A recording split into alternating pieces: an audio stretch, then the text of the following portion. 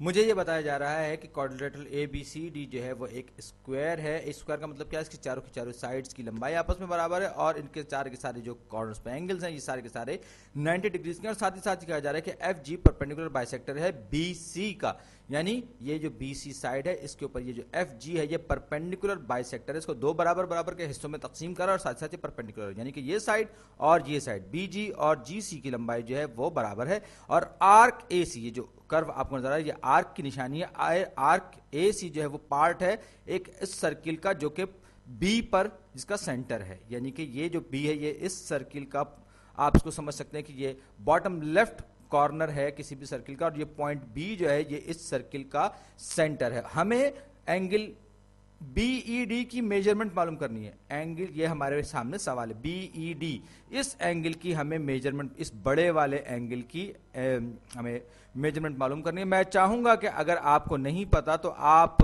कोशिश कीजिए किसी हिंट के बगैर कि आप इस प्रॉब्लम को किस तरह से सॉल्व करेंगे, और अगर आपको नहीं समझ में आ रहा तो आप इस वीडियो को अनपॉज कीजिए और फिर आगे बढ़िए। तो हम क्या करेंगे, हम सबसे पहले ये करेंगे, ये देखेंगे कि क्या हम इस पूरे के पूरे जो आर्क और ये सारा का सारा हमारे सामने है, इसको हम कितनी ट्राइंगल्स में तकसीम कर सकते हैं। तो इसको कोशिश करने के लिए सबसे पहला काम मैं क्या करूंगा, मैं ये कोशिश करूंगा कि मैं इसको कितनी ट्राइंगल्स में तकसीम कर सकता हूं। तो ये देखें यहाँ पे एक साइड मेरे पास बी जी और जी सी आपस में बराबर हैं, और ये पॉइंट ई जो मेरे पास मौजूद है, ये देखिए, ये एक तो ये कि बी ए की लंबाई, बी ई की लंबाई और बी सी की लंबाई आपस में बराबर है, क्योंकि ये तीनों के तीनों वो पॉइंट्स हैं जो सर्किल पर मौजूद है, जबकि बी जो है सेंटर है, यानी कि सर्किल के जो पॉइंट्स होते हैं जो सर्किल पर मौजूद होते हैं, ज्योमेट्री की बहुत बुनियादी सी चीज है कि उनका सर्किल के सेंटर से फासला जो होता है बराबर होता है, यानी कि रेडियस होता है। तो बी ए, बी ई और बी सी, इन सब की लंबाई जो आपस में बराबर है। दूसरी बात,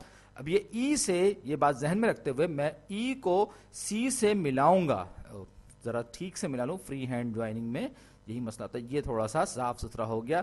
तो ई को जब मैंने सी से मिलाया तो एक बड़ी दिलचस्प सूरत हाल मेरे सामने आ गई, मेरे पास दो ट्राइंगल्स बन गई हैं। अब अगर जरा गौर से देखें तो ट्राइंगल ये जो ई बी सी मेरे पास एक, ई बी जी मेरे पास एक ट्राइंगल है और ई जी सी मेरे पास एक ट्राइंगल है, और इसमें ये साइड कॉमन है दोनों ट्राइंगल्स में, ये दो साइड्स बीच में और कॉमन है। ये एंगल 90 डिग्री का है तो दूसरी तरफ वाला भी 90 डिग्री का एंगल होगा। तो दो ट्राइंगल्स में अगर दो साइड्स और उनके दरमियान का एंगल जो है वो मेजरमेंट में बराबर हो, यानी कॉन्ग्रुएंट हो, तो हम कहेंगे दोनों की दोनों ट्राइंगल्स आपस में कॉन्ग्रुएंट हो। तो मैं कहूंगा ट्राइंगल ई बी जी कॉन्ग्रुएंट है ट्राइंगल किससे, ट्राइंगल ई सी जी के साथ। तो अब इसको मैंने क्यों कहा, इसलिए कि साइड एंगल साइड कॉन्ग्रुएंसी इस्तेमाल करते हुए, याद रखिए साइड एंगल साइड कॉन्ग्रुएंसी मैंने इस्तेमाल की। अब जब दो ट्राइंगल्स आपस में कॉन्ग्रुएंट होती है तो इनकी करस्पॉन्डिंग साइड्स भी आपस में बराबर होती हैं, यानी हम ये, और एंगल्स भी आपस में बराबर होते हैं। तो मैं कहूंगा कि साइड ई सी की जो लंबाई है वो साइड ई बी की लंबाई के बराबर है, यानी ये लंबाई और ये वाली लंबाई, यानी कि बी ई या ई बी और ई सी की जो लंबाई है वो दोनों की दोनों आपस में बराबर है। क्यों बराबर है, इसलिए कि दोनों ट्राइंगल्स करस्पॉन्डिंग कॉन्ग्रुएंट ट्राइंगल्स हैं और ये उनकी करस्पॉन्डिंग साइड हैं। इसी तरह आप देख सकते हैं कि बी जी और जब दो ट्राइंगल्स की साइड आपस में बराबर है तो साथ ही साथ क्या है, ये बी सी के भी बराबर है, क्योंकि बी ई की लेंथ और बी सी की लेंथ आपस में बराबर है, यानी कि ये तीनों की तीनों साइड्स जो है इनकी मेजरमेंट भी आपस में बराबर है। अगर मैं ट्राइंगल बी ई सी की बात करूं तो हमें कुछ बातें मालूम होंगी, और वो ये कि ट्राइंगल बी ई सी असल में एक इक्विलेटरल ट्रायंगल है। इक्विलेटरल ट्रायंगल का क्या मतलब है, उसकी तीनों की तीनों साइड्स आपस में बराबर हैं, और जब तीनों की तीनों साइड्स आपस में बराबर होती हैं तो उस ट्रायंगल के तीनों एंगल्स की मेजरमेंट आपस में बराबर होती है। यानी कि ट्रायंगल, अगर मैं बीईसी की खासतौर पर बात करूं तो वो भी 60 डिग्री का होगा, ये 60 डिग्री का होगा, ईबीसी जो है वो भी 60 डिग्री का होगा, और सीबीई जो है वो भी 60 डिग्री का होगा। तो अब मुझे क्योंकि मुझे जो काम है वो पूरे ट्रायंगल इस एंगल की बीईडी की मेजरमेंट लेनी है, तो मुझे एक हिस्सा उसका मालूम हो गया, आधा हिस्सा मजीद मालूम करने के लिए मैंने यहां पर ये एंगल अब मुझे मालूम करना है। तो अब यहां पर कुछ बड़ी दिलचस्प चीजें आपके सामने आती हैं। एक तो ये कि ये साइड जो है इसकी लंबाई आप देख सकते हैं, ये सर्किल का रेडियस है, सर्किल का रेडियस है, तो ये लंबाई जो है ये भी सर्किल का रेडियस है। क्यों? इसलिए कि हम बात कर रहे हैं एक स्क्वायर की।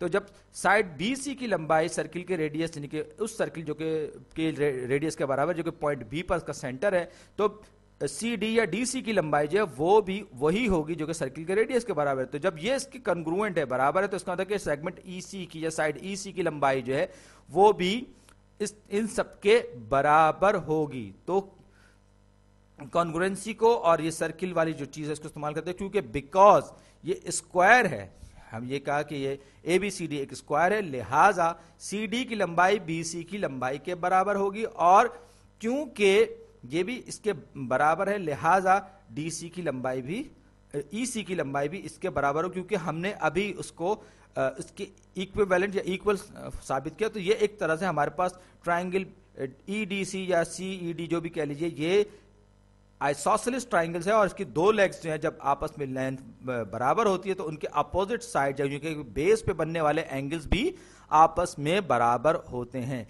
तो अब मैं आता हूं इस वाले एंगल पर जो कि वर्टेक्स C पर बन रहा है और इस ट्राइंगल का हिस्सा यानी कि ट्राइंगल DEC का हिस्सा है। तो हमारे पास ये 90 डिग्री का एंगल है, और ये पूरा का पूरा एंगल जो पॉइंट C पर बन रहा है इस स्क्वायर के अंदर, ये भी 90 डिग्री का है। ये एंगल जो इसके अंदर बन रहा है ये हमने कहा था कि 60 डिग्रीज का है, ये भी 60 डिग्रीज का है।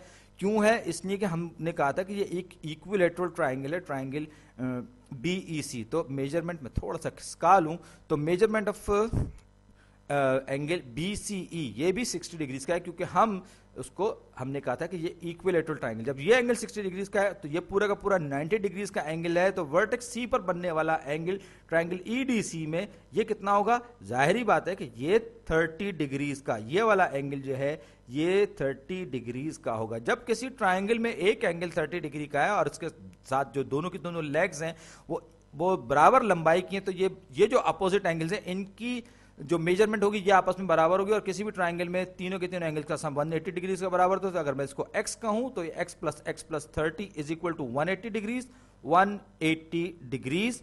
और इसका क्या मतलब है? 2x plus 30 is equal to 2x plus 30 is equal to 180, 2x plus 30 is equal to 180। और जब ये 30 को मैं दोनों तरफ से माइनस करूंगा, सब्सट्रैक्ट करूंगा, तो ये हो जाएगा 2x इज इक्वल टू 150 हो गया, और x बराबर हो गया 75 के। यानी ये जो एंगल x है, ये मेरे पास 75 डिग्री का हो गया।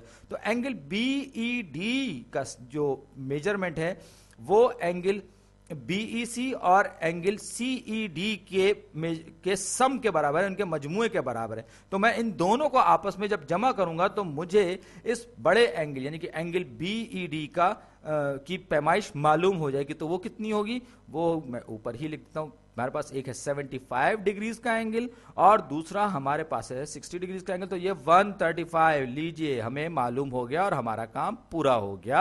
आपका बहुत बहुत शुक्रिया।